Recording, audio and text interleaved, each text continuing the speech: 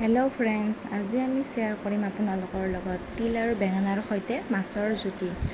আহকচোন চাওঁ আমি এই ৰেচিপিটো কেনেদৰে বনালোঁ। এই ৰেচিপিটো অতি কম সময়তে আৰু কম ইনগ্ৰিডিয়েণ্টৰে বনাব পাৰি। ইয়াত কোনো বেলেগ মছলাৰ প্ৰয়োজনেই নহয়। তিলৰ নিজা সোৱাদ আৰু সুগন্ধই ইয়াক ধুনীয়া কৰি তোলে।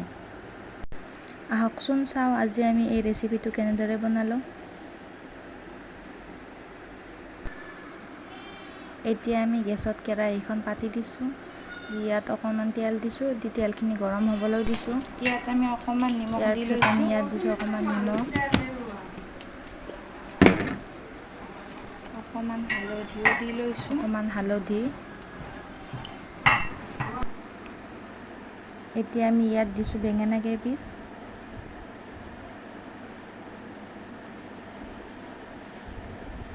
এইখিনি অকণমান ৰঙচুৱা হোৱালৈ আমি ভাজি ল'ম। বেছিও ভাজিব নালাগে, অলপ ৰঙচুৱা হ'লেই হ'ল। এতিয়া আমি বেঙেনা কেইপিচ লুটিয়াই দিছোঁ। এটা ছাইড আমাৰ ভাজি হৈ গৈছে।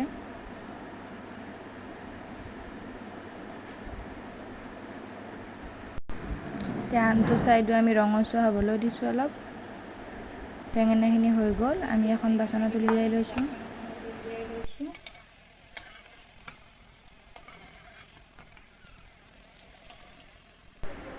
আমি এই বেঙেনা ভাজি লোৱা কেৰাহীখনতে ৰেচিপিটো বনাবলৈ লৈছোঁ।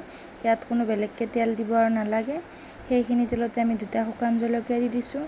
দিয়াৰ পিছতে আমি পেষ্টখিনি দি দিছোঁ। তিল, পিঁয়াজ আৰু 2টা কেঁচা জলকীয়া, 2 ফুটামান নহৰু, এইখিনি আমি পেষ্ট কৰি লৈছোঁ। এইখিনি এতিয়া দি দিছোঁ। দি ভালদৰে লৰাই আছোঁ।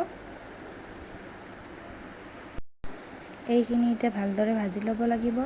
যিহেতু আমি তিলখিনি আগতে ভজা নাছিলোঁ, পানীত অকণমান তিয়াই থৈ আমি পেষ্টটো বনাইছিলোঁ। এয়া চাওক, তিলখিনিৰ পৰা তেল ওলাবলৈ ধৰিছে। এতিয়া আমি ইয়াত দি দিছোঁ অকণমান নিমখ, অকণমান হালধি,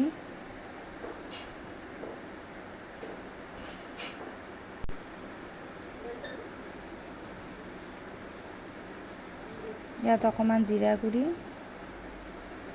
এতিয়া এইখিনি ভালদৰে মিহলাই দিছোঁ।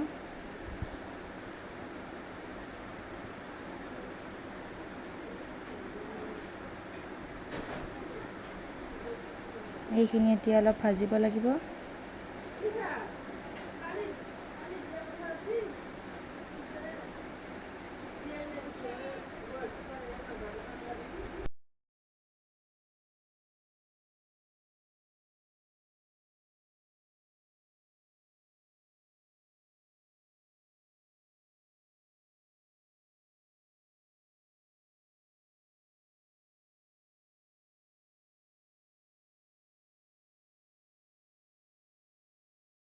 এতিয়া আমি ইয়াত দি দিছোঁ ভাজি লোৱা মাছ কেইপিচ।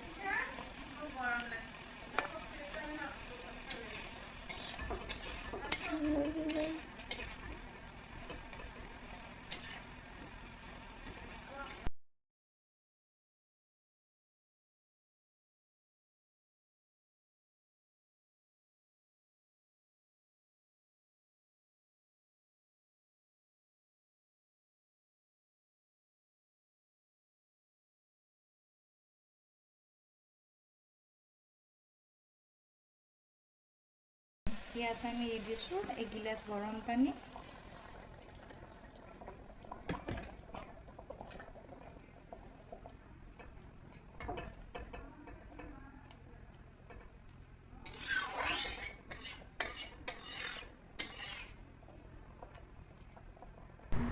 পানীখিনি যোগ কৰাৰ পিছত ইয়াত আমি ঢাকনিখন লগাই 5 মিনিট উতলিবলৈ দি দিছোঁ।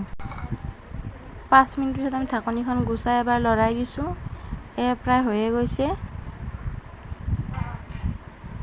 এতিয়া আমি এখন বাচনত উলিয়াই লৈছোঁ। চাওক, দেখিবলৈ কি সুন্দৰ হৈছে।